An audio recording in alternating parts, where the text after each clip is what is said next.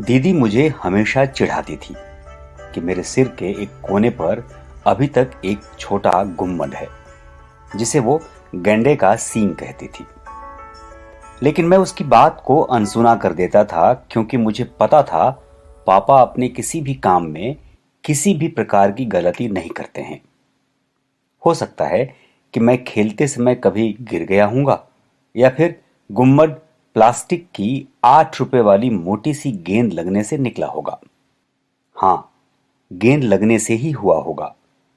गेंद सीधे सिर पर आकर लगी होगी और मैं उसे हथेली से रगड़ना भूल गया हूंगा।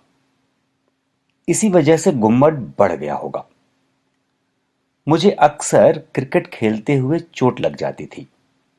कभी घुटना फूट जाता था तो कभी कोहनी छिल जाती थी। इसीलिए पापा कहते थे कि मैं क्रिकेट कम से कम खेला करूं।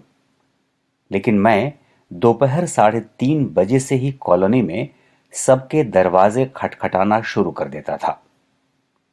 एक दिन तो मैं 3 बजे ही खेलने निकला और रात 8:30 बजे घर लौटा। उस दिन पापा ने मुझे पहली बार मारा। पापा ने गाल पर ऐसा तमाचा मारा था कि मैं जमीन पर गिर गया।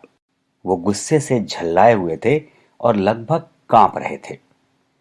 वो शायद इसलिए कांप रहे होंगे क्योंकि मारने के अगले ही क्षण उन्हें मारने का अपराध बोध होने लगा होगा और वो बहुत बुरा महसूस करने लगे होंगे।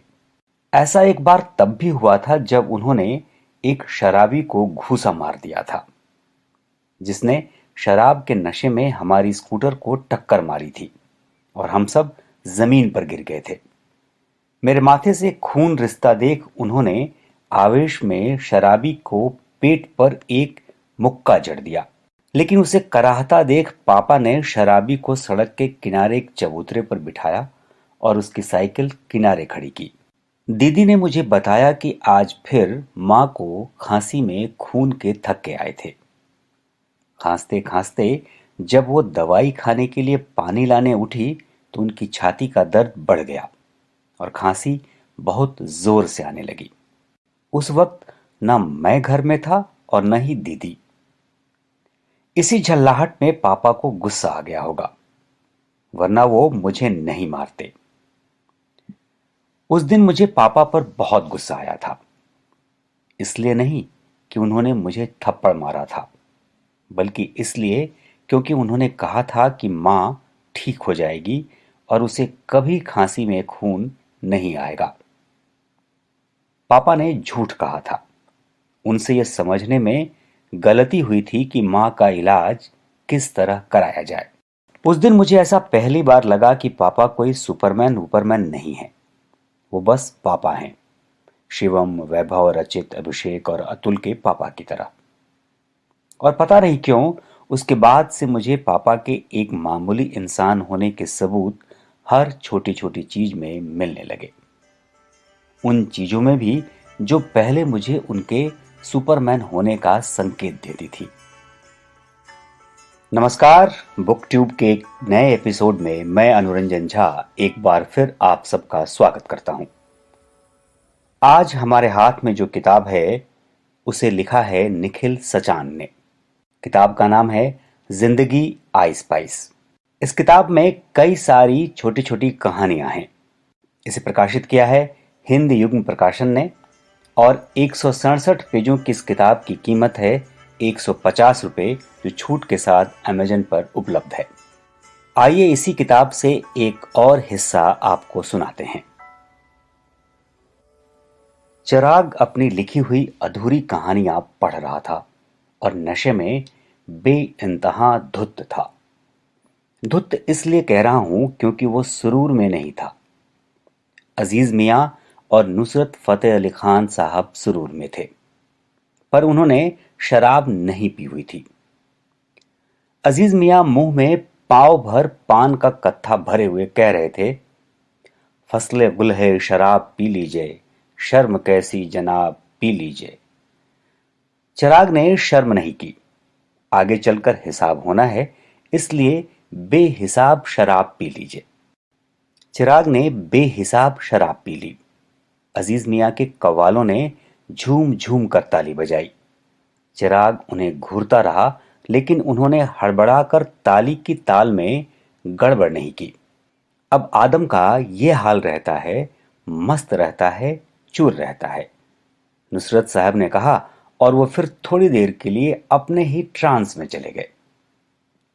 चिराग भी ट्रांस में ही था और उसने नुसरत साहब का कहा मानकर चूर होकर शराब पी ली, इतना कि वो अपनी ही उल्टी में सना हुआ पड़ा था। हल्का होता तो शायद बह जाता, लेकिन इंसान भारी होता है, इसलिए बहा नहीं। उसकी कहानियों के पन्ने हल्के थे, इसलिए वो उसकी उल्टी में उतराने लगे। छुटपुट कविताएं और भी हल्की थीं, इसलिए वो तैर भी गई। एक कविता जो बाकी कविताओं की तुलना में थोड़ा अधिक रफ्तार से तैर रही थी और उल्टी सोख रही थी, वो कविता कम सवाल ज्यादा थी। बाहों में दबाकर गुलाबी तकिया सोते नहीं हैं, ये मर्द न जाने क्यों रातों में रोते नहीं हैं। दिल में छुपाए फिरते हैं सब आरजुएं जनानी, वही क्यों बनना चाहते हैं जो होते नहीं हैं। नीचे चिराग का साइन था जो गीला होकर गायब हो चुका था। अगर चिराग ये जान पाता कि गीला होने से गायब हुआ जा सकता है, तो वो भी पूरी तरह गीला होकर गायब होने की कोशिश करता। लेकिन वो बेखबर धुत पड़ा हुआ था और उसकी पेट के नीचे उसका स्मार्टफोन दबा हुआ घों घों कर रहा था। सांस टूटने से दम तोड़ रहा था। उसकी स्क्रीन पर पापा कॉलिंग का नोटिफिकेशन उछल रहा था और वो चिराग को पेट पर धक्का मारकर उठाने की कोशिश कर रहा था। बुकट्यूब पर हमसे जुड़े रहने के लिए आप सबका बहुत बहुत शुक्रिया। आप हमें फॉलो कर सकते हैं ट्विटर और फेसबुक पर @booktube_online पर, इंस्टाग्राम पर @booktube_in पर, और ज्यादा जानकारी के लिए लॉगिन कीजिए www.booktube.in पर। हम फिर हाजिर होंगे एक नई किताब के साथ। तब तक के लिए नमस्कार।